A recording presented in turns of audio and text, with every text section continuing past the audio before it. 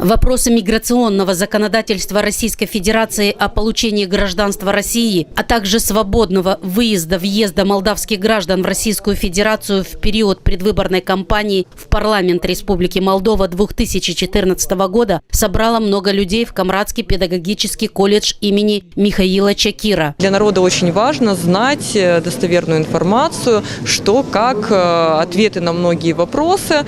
И, в принципе, мероприятие важное, которое необходимо донести до общественности со своими плюсами и минусами. У меня старший брат гражданин России, младшая сестра гражданка России. Хочу узнать, как можно переселиться. Но на самом деле, если поступил запрет, почему пропускают человека, он летит в Москву, получает тот же запрет? Почему на месте нельзя сказать, что у вас запрет? Целью данной встречи стала презентация открывшегося информационно-аналитического правозащитного центра в Кишиневе, куда люди могут обращаться со своими наболевшими проблемами и по вопросам соблюдения своих прав в том числе. Прежде всего, мы занимаемся проблематикой соблюдения прав национальных меньшинств в Республике Молдова.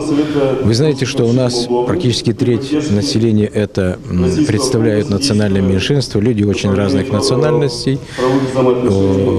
И мы своей целью ставим изучение прежде всего национального законодательства в области прав человека, соответствие международным нормативным актам и реальное положение национальных меньшинств в области соблюдения их прав. Ранее в СМИ сообщалось о том, что в предвыборный период в парламент Республики Молдова 2014 года с 5 по 30 ноября упрощается процедура выезда и въезда для граждан Республики Молдова, которые имели те или иные нарушения правил миграционно-нормативных актов.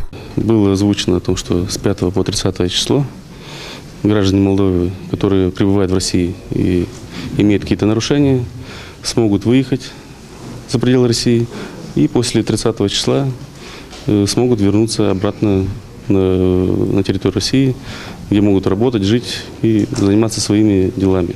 И учитывая, что основная масса денег приходит с Российской Федерации, люди трудятся там, люди также имеют желание проголосовать на наших парламентских выборах, которые будут сейчас 30 ноября.